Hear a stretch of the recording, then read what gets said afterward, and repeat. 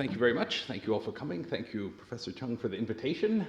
So today I'm going to talk about Inner-Asia's role in the China-India relationship in the Qing period, which actually is a somewhat misleading title. As you see, it's much too broad. I'm going to be talking about one specific part of it. And I think, generally speaking, if we think about the China-India relationship in the Qing period, and were to say what is the new or distinctive element in China-India relations in the Qing period, most people would say, quite rightly, that one, of course, is the expansion of trade between China and India, becoming one of the great trading relationships in the world in that period. Another one would be, of course, the imperial expansion of the Qing Empire to the Himalayas through Tibet, followed shortly thereafter by the expansion of British India into the Himalayas, which sets the stage for China and India to have their modern land border through the Himalayas, of course, much contested.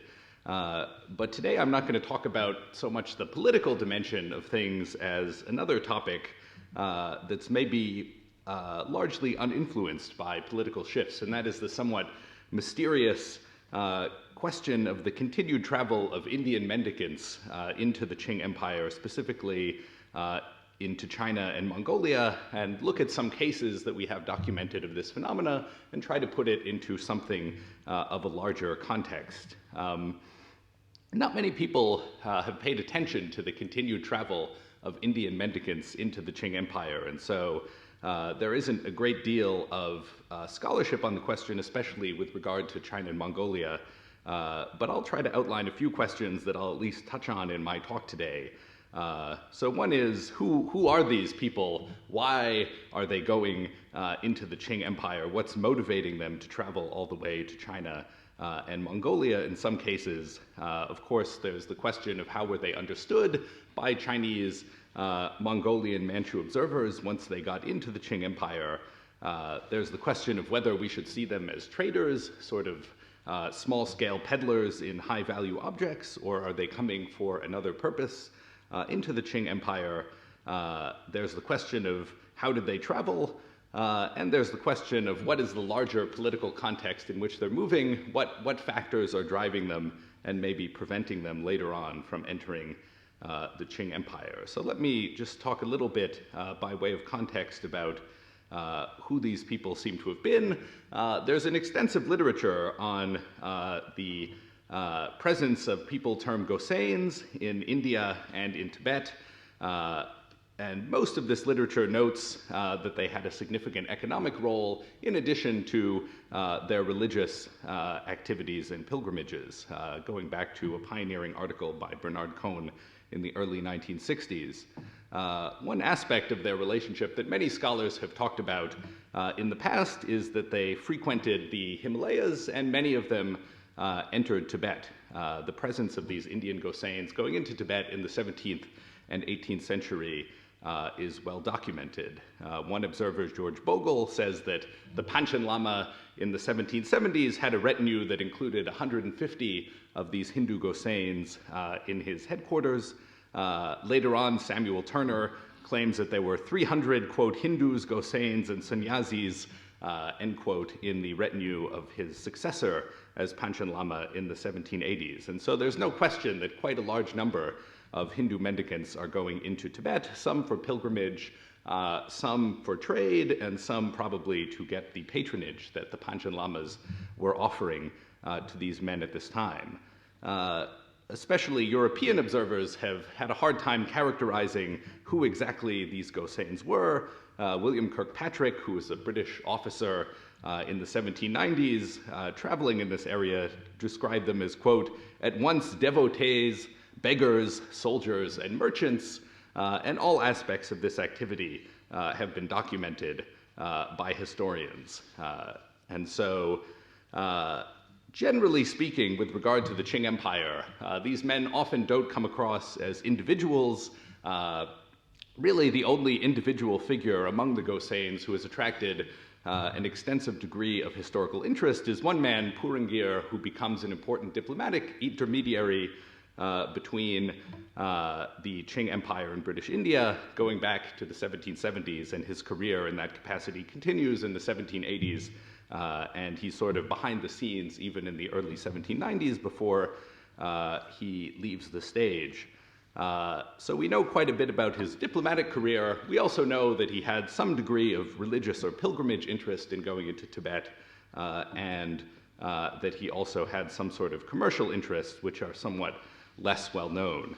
But generally speaking, we only know about him as a traveler into Tibet, even though he claims to have traveled as far as Beijing. I think reliably we know a lot less about Gosains and others who are going from India into China in this period. So I'll just sort of set a little bit of background context before I launch into the individual cases, which are much more interesting, I think, than the context in some ways.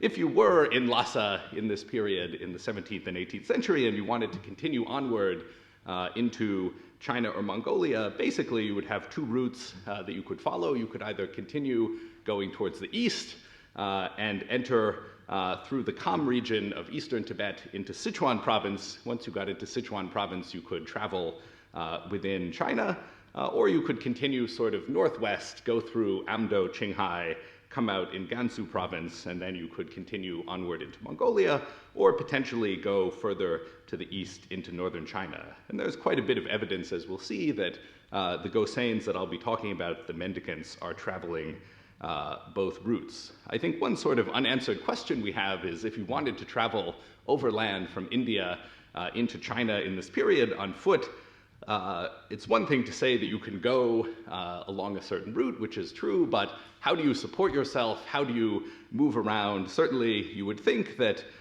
Indian mendicant travelers in China and Mongolia would be quite conspicuous in this period, but largely these men seem to have eluded the official eye of surveillance. And I think that's an interesting question behind all of this. How and why were these men able to travel as widely as they did without necessarily coming to the attention of the state? A few of them get arrested, but we have a lot of evidence that others did not necessarily get arrested in their travels. And I think one interesting case that I'll start out with concerns not an Indian mendicant, but a Dutchman, sort of underknown figure, I think, considering his exploits, a man named Samuel van de Putte, who was a sort of private traveler going around Asia in this period. And in the 1720s, he left India, he went into Tibet, and continued across the Qing Empire and made his way ultimately to Dolon, which is hundreds of miles north of Beijing. And his sort of letter that he sends to the French Jesuit Antoine Goupil in 1734 from this place tells us that he was able to travel this far, at least through China, by being sort of patronized by Tibetan Buddhist lamas who took him, for whatever reason, under their wing, brought him to Beijing, and then conducted him north to this Tibetan Buddhist temple in Dolon. And so I think this gives us a hint or a clue that if you were an Indian mendicant wishing to travel in China or Mongolia, your sort of most conducive environment would be the clerical world of either Chinese Buddhist temples or the Tibetan Buddhist temple world. And as we'll see, most evidence suggests that, in fact, this is exactly what these men were doing, traveling through these monastic networks from temple to temple. A few other points by way of a preamble before I go into the individual cases.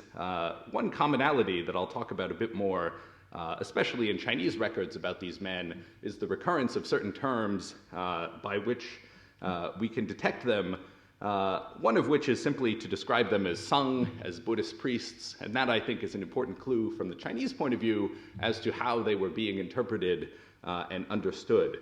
Probably very few of these men were Buddhist, maybe none of them were Buddhist, but to a Chinese audience offering patronage, they were certainly interpreted as holy men, probably in some sense Buddhists. Another term that's used specifically to describe these men is the term arhat, a sort of lower level accomplished Buddhist practitioner who hasn't reached bodhisattvahood, but is nonetheless an accomplished Buddhist practitioner, in Chinese lohan.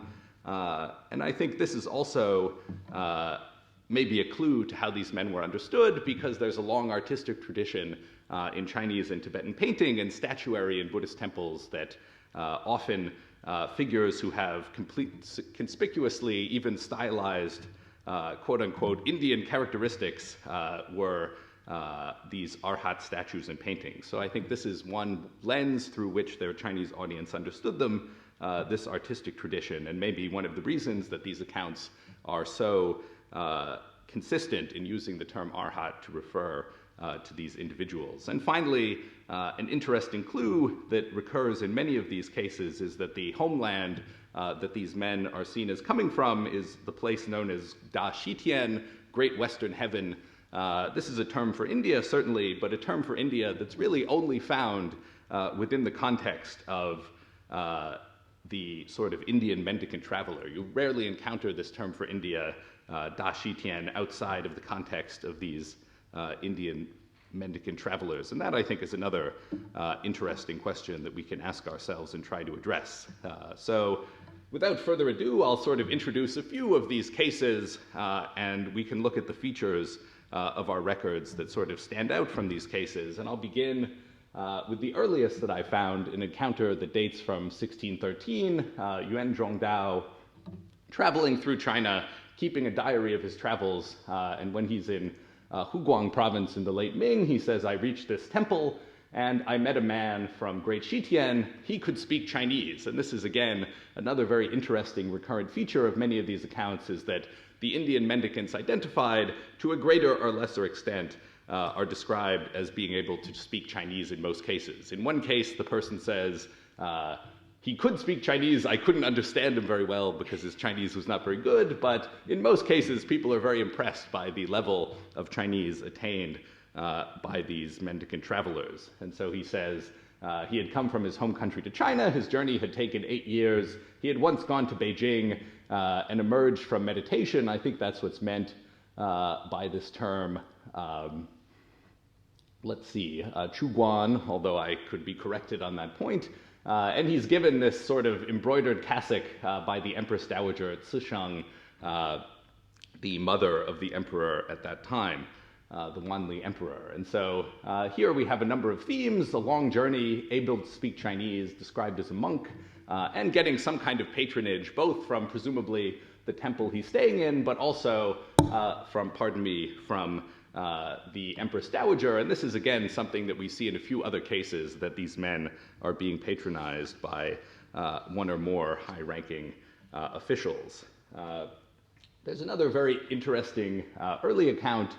Here we don't see the keywords Great Shitian or Arhat, but a man named Chen Ding, who's famous for giving a description of southwest China in the late 17th, early 18th century, discusses going to Buddhist monasteries on Jizu Mountain in Yunnan province, and he says, many of these monks that I saw there have curling hair, hook noses, deep-set eyes, and pierced ears.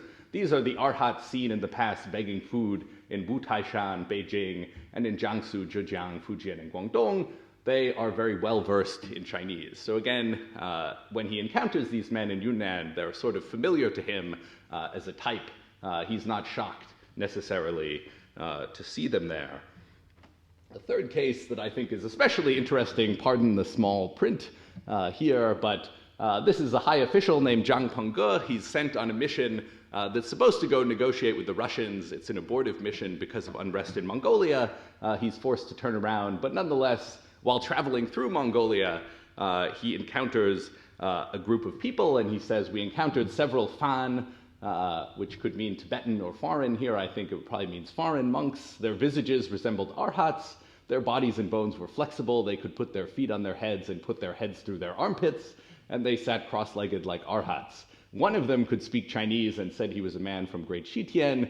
He had sought a living Buddha in China and had traveled to the famous mountains of Putuo in Zhejiang province, to Wutai, to Emeishan in Sichuan, but did not find that there was a Buddha there. He learned that the Dalai Lama seemed to be one and went to see him, but learned that he was not. He also heard that in a foreign country, by which he means Mongolia, there was the Jebsun Damba Lama, who was a Buddha, and he trod the distant wastes to go and see him, but he also proved not to be one. So this is, I think, a very interesting account for several reasons. First of all, it really shows that, at least in their own self-description of their motives for coming to China and Mongolia, pilgrimage is the major goal. They want to go to the Chinese famous sacred peaks and they want to see the leading Tibetan Buddhist figures. At least that's what they're claiming to this high-ranking official at that time.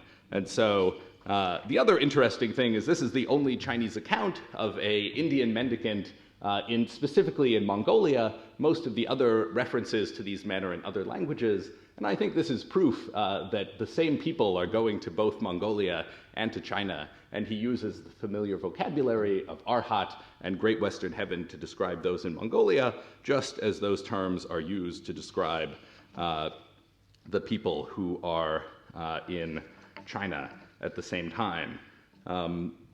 There's also, and I don't have a slide on it, I think, unfortunately, but there's very interesting evidence specifically about this figure, the Jebsum Damba Hutuktu, or Jebsum Dama Lama here, who is sort of the highest ranking Tibetan Buddhist cleric in northern outer Mongolia, Halk Mongolia.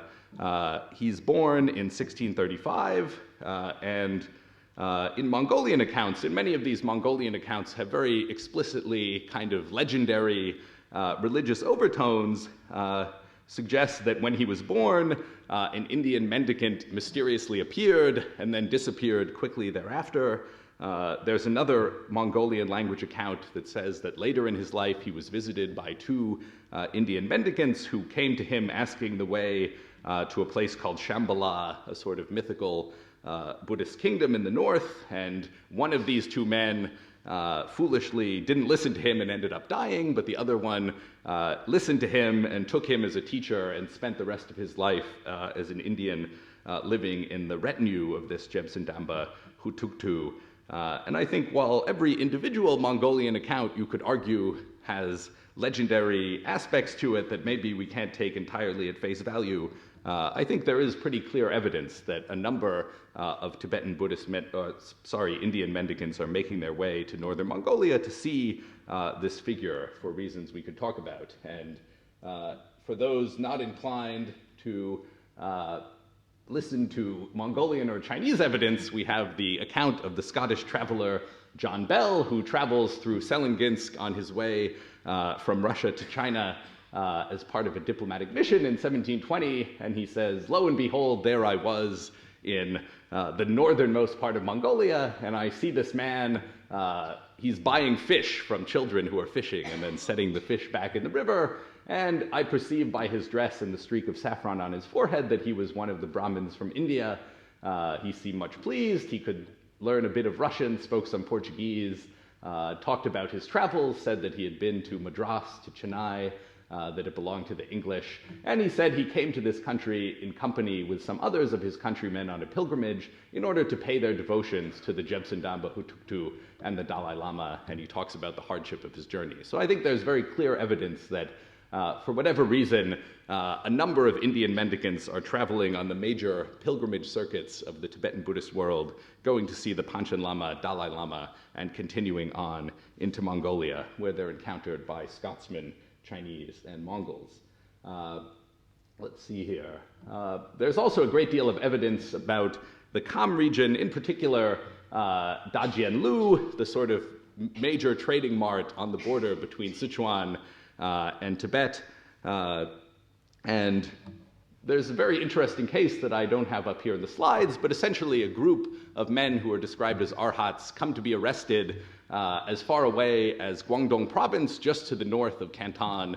The Qing take these men into custody, interrogate them about their career, and learn that these men had come from India into Sichuan province, had settled down. One of them had gotten married in Sichuan province, and they had started trading between Sichuan and the port city of Canton, and had in fact made 4 very lucrative trading journeys between these two Chinese cities before they were arrested by the Qing government. And one of the trading goods that these men were carrying was coral, and I think there's also evidence that from a trading point of view, one of the commodities that they were probably taking was coral coming from the Mediterranean, being sold at Madras, at Chennai, and then carried into Tibet for sale to Tibetan Buddhists, and apparently also into China. And right around the same time, an official who had served in Western Sichuan in the 1740s during the Jinshan Wars, Chen Kesheng, says that he describes a place called Small Shitian, Further west, there's a place called Great Shitian. Talks about sailing there. They reverence the Buddha. Famous monks are called arhats.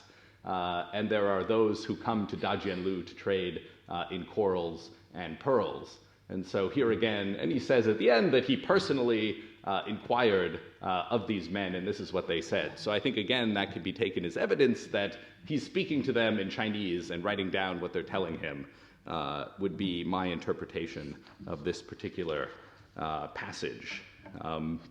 There are a few other cases that I'll just quickly go through to give you a flavor of them. The last one I found also comes from a criminal case. A governor general in northern China sort of arrests a person on the road between probably Wu Taishan and Beijing, and reports to the Qianlong emperor with the description of this suspicious character whom he's arrested.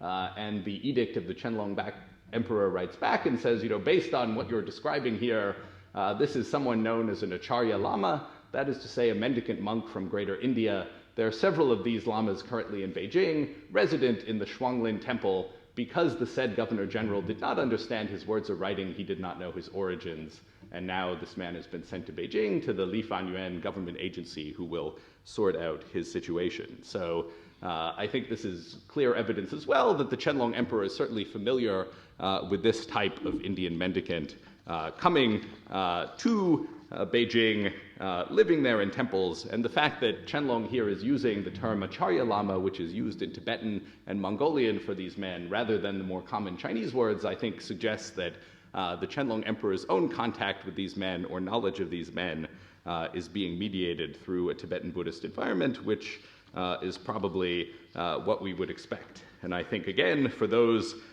maybe inclined to discount the significance of this Qing evidence, there's also a letter from the French Jesuit Antoine Gobil much earlier in 1725 who writes back to France and saying that there's a temple that houses, quote, idolatrous Indian priests, end quote, in Beijing. And I think that's probably the same temple being referred to, this Shuanglin temple, and there's other evidence to that effect. So I don't want to go on too long, so let me sort of get into my conclusion and try to give you at least my preliminary conclusions about this phenomena. I think there are a lot of unanswered questions about who these people were, but I think first of all there's evidence that this is a type of person that was widely recognized by Chinese scholars, certainly at least if you look at all the cases from Chinese sources.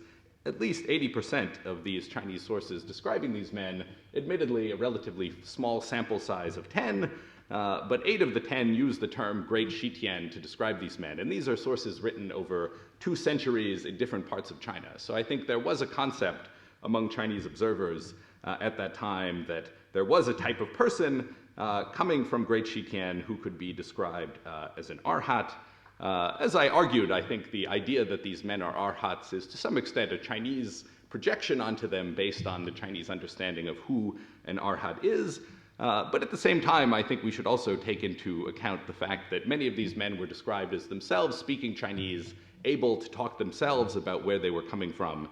And presumably, for whatever reason, these men themselves were choosing to use this vocabulary to describe where they were coming from. And I wonder if there might not be a Xuanzang tie-in here, because in the novel The Journey to the West, which of course becomes very popular right around this time, the term Western Heaven and Great Western Heaven is used for India. So maybe there's some element of that seeping into these accounts as well, although no one explicitly refers to this novel. So I think another point that's worth making is there are certain geographic hotspots or nodes of activity that recur in many of these accounts. First of all, Kham is repeatedly mentioned in a number of cases, so it's clear that a lot of people were traveling from Lhasa through Kham to Sichuan, and there are also a lot of references to Beijing. Beijing seems to be the point where many of these men were going to, whether they came from the northern route or from the southern route. And obviously one of the things that they would be finding in Beijing was imperial patronage, both under the Ming and later, presumably also under the Qing, at least in the Qianlong period. So it's not too hard to understand why Beijing might be their goal for at least part of the time. I think clearly from the Chinese point of view, whatever these men were actually doing in China, whether they came for commerce or not, from the Chinese point of view, they were there as Buddhists. They had come on pilgrimage. They wanted to visit holy sites in China, specifically mountains, and they also wanted to visit, as I've said, the sort of major sites of the major Tibetan Buddhist clerics of that time. And so certainly from the Chinese point of view, this is a remnant Buddhist phenomena. Nobody in these accounts ever says these men are Hindu or they're not Buddhist. And so this raises, I think, the very complicated question that I can't get into here and don't really have the expertise to get into of, from the Chinese point of view, is there such a thing as Hinduism in this period? Is there a perceived distinction between Buddhism and Hinduism, or is this one religious continuum? And if you meet an Indian mendicant, you would perceive him as being some kind of Buddhist, maybe a slightly different type of Buddhist than you. Another interesting thing is that almost all of these men are somehow connected to temples, and so one of the questions you would ask that I don't have the answer to is, are they receiving patronage from these temples for free? Are they paying their own way? If they're paying their own way, then certainly we have to assume that they're conducting business on the side to have some sort of income, or are they relying entirely on charity in their travels? And maybe that's one of the things drawing them to the Qing Empire, is the availability of charity. If so, who is this coming from? Is it coming from only the Tibetan Buddhist side, also the Chinese Buddhist side? If you're an Indian mendicant, can you just show up at a Chinese Buddhist temple and expect people to give you a place to stay and some food or not? That's an interesting question that I can't answer. I think one of the other questions that we can raise but maybe not conclusively answer at this point is the question of the rise and decline of this phenomena. As far as I can tell, the emergence of Indian mendicants in China being described specifically as coming from Great Western Heaven or being arhats is something that begins to emerge at the very end of the 1500s, start of the 1600s. At the earliest, of course, Indian mendicants had been coming to China for a very long time, especially Buddhists. There's a long record of that, but whether we should understand this as a sort of new phenomena of the late 16th century, early 17th century, or whether we should connect it as a continuation of earlier Indian travel into China overland for religious purposes, I think that's very much an open question. If this is a new phenomena rather than a continuation of earlier Buddhist mendicant travel from India, then we would have to raise the question of what exactly is new in the late 16th century that starts this ball rolling, and we could speculate that there's an increasing commercialization in the Himalayas, an increase in trade between Tibet and India in this period that gets increased traffic across the Himalayas. There's some evidence to that effect, but whether this is really the primary cause or not of what's going on is hard to say. There's also the question of the decline of this phenomena. So far, having looked pretty thoroughly, at least as far as I'm able to, I haven't found any cases of this after 1800. The last case is from the 1780s. And so obviously, the recording of these Indian mendicants in China is totally accidental. They run generally into some Chinese literati or official who says, this is a very interesting person that I've met. I'm going to note it down in my jotting book, and that's how most of these records come down to us. So one question that raises is, what percent of Indian mendicants going into China, into the Qing Empire, end up getting recorded? Do we have records of 1% of the total, 50% of the total? Very hard to determine the exact number of people who are following this route.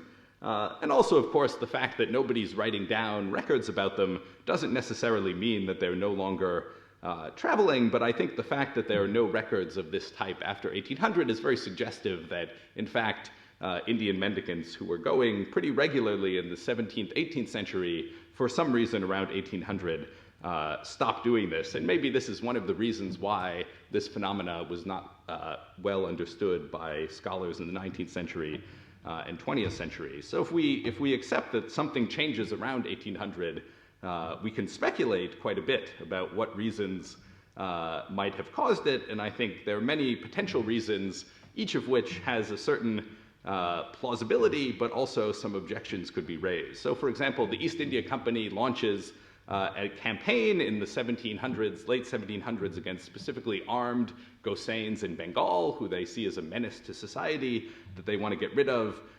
So it's possible that this campaign in the 1770s diminishes the feasibility of Gosain travel into Tibet and onward, but I think that doesn't seem to be the case based on Turner's records, and I would sort of suggest that's probably not what's going on. There's the much ballyhooed closing, quote-unquote, of Tibet after the Qing-Gurkha War in the 1790s. Certainly in the 1790s, the Qing moved to increase border controls in Tibet, keep a closer eye on who was coming into the empire, but at the same time, there's a lot of evidence that Nawari traders from Nepal, Kashmiri traders from India were still going into Tibet relatively unhindered in relatively large numbers. So I think the idea that Tibet became closed in the 1790s has to be taken with a bit of a grain of salt, especially for these obviously religious travelers like these mendicants. Of course, the Qing Empire goes into a sort of a downward spiral in the 1790s, in particular during the Qianlong-Jiaqing imperial transition. So certainly there's a reason why the Qing Empire might become less hospitable to an Indian mendicant traveler around the 1790s, but I think, again, we have to take that with a grain of salt because these travelers were traveling through great political upheaval in earlier centuries, and so why upheaval in the 1790s, early 1800s would have a much greater impact than earlier upheavals is an open question. Certainly there's less official patronage of Tibetan Buddhism after the death of the Qianlong Emperor in 1799. The amount of money flowing into the Tibetan Buddhist world from Beijing goes down. That may have made it less attractive to travel in those circuits, but again, these men were clearly going to China long before the Qing emperors were giving major patronage to the Tibetan Buddhist Church, so why the drop-off in that patronage should prevent their travel is hard to say. And finally, I'll note the question of the upsurge in private trade, private maritime trade between China and India from the 1760s onward. I think that may be ultimately what's going on. If these men who are seen by Chinese observers as being primarily religious pilgrims are in fact trading or funding themselves by trade, it's quite possible that something in the trading algorithm of the time started to shift with the flow of maritime trade to Canton from India in larger amounts, and maybe their business model in ways that we don't fully understand was no longer viable after 1800. So those are all questions that I don't have answers to, a mysterious phenomena, but one I think we can learn something from, so thank you.